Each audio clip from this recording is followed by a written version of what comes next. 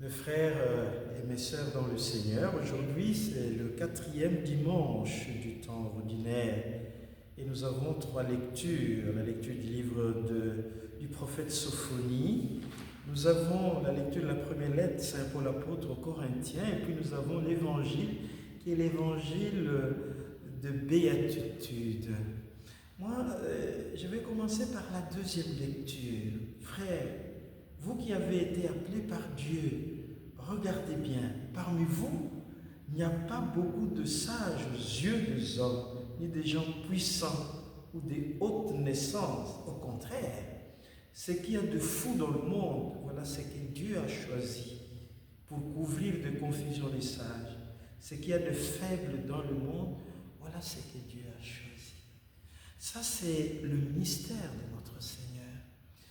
Nous qui avons été appelés à la mission de Dieu, nous ne sommes pas généralement des familles puissantes. Et ça, c'est le mystère de Dieu. Dieu s'est choisi ce qui est faible, ce qui n'est pas grand, puissant aux yeux des hommes. Pourquoi?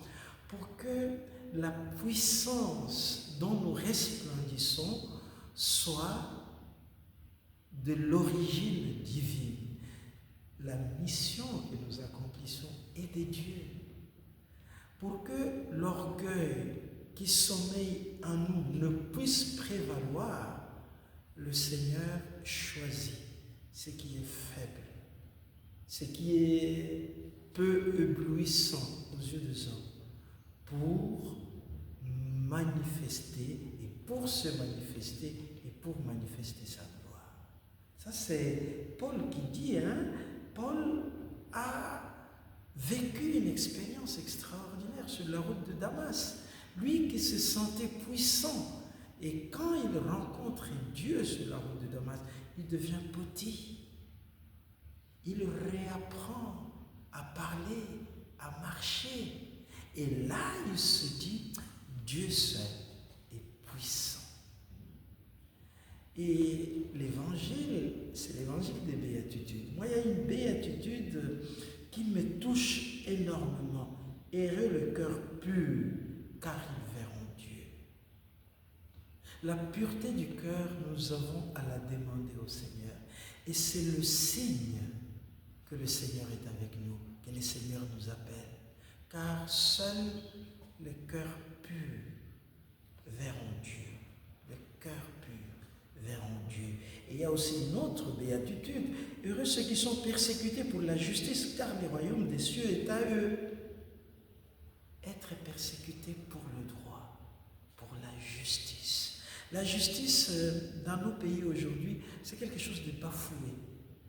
Est-ce que les travailleurs que nous avons ont un salaire juste, par exemple? Est-ce que nos agissements sont des agissements justes ou nous agissons pour plaire ou pour favoriser? C'est ainsi que la première lecture, justement, celle du livre du prophète Sophonie, dit « Cherchez le Seigneur, vous tous, les humbles du pays qui accomplissez sa loi. Cherchez la justice, cherchez l'humilité. » Mes frères et mes sœurs, aujourd'hui, nous allons méditer cette parole de Dieu qui nous dit, voilà, ce qui est faible, ce qui n'est pas puissant aux yeux des hommes, c'est que le Seigneur se choisit. Et puis, en le cœur pur, car seul le cœur pur verront Dieu. Et recherchons la justice dans nos agissements.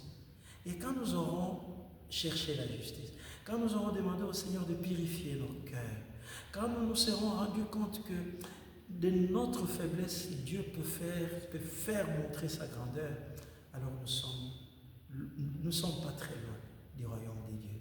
Et que le Seigneur vous bénisse tous, mes frères et mes sœurs, au nom du Père et du Fils et du Saint-Esprit. Amen.